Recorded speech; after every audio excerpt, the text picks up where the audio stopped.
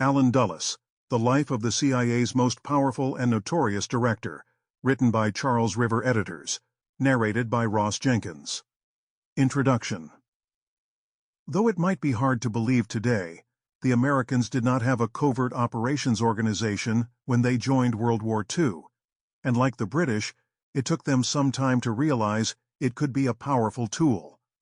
As a result, the Office of Strategic Services, known by the abbreviation OSS, was not established until June 13, 1942, 6 months after the attack on Pearl Harbor.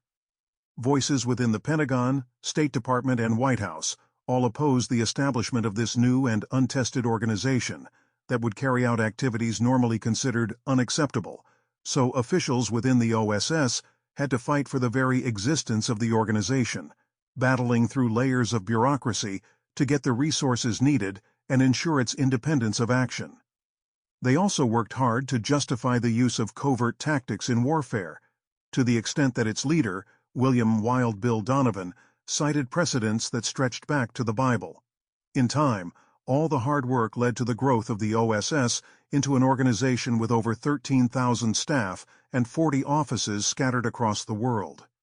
Its purposes were initially similar to that of Britain's Special Operations Executive, including espionage, sabotage, and intelligence assessments. But with time and experience, it expanded to include economic, psychological, and guerrilla warfare, as well as counterintelligence work. And of course, it would all chart a path for the early days of America's most famous and notorious intelligence agency, the Central Intelligence Agency. The 28-year period from 1933 to 1961, bracketed on one end by Hitler's rise to power in Germany and on the other by the height of the Cold War, was marked by a remarkably stable succession of American presidents. In fact, only 3 men held office in this period, and that predictability led to a general stability among government agencies.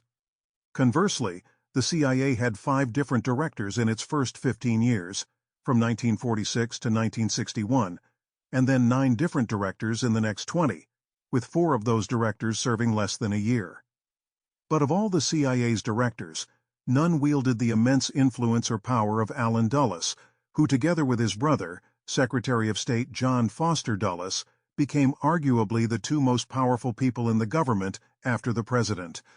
A confluence of events made it all possible. After World War II brought the beginning of the Cold War, the Marshall Plan that aimed to rebuild and stabilize Europe benefited the newly formed CIA because of the large amounts of money being distributed. The agency was... Sample complete. Ready to continue?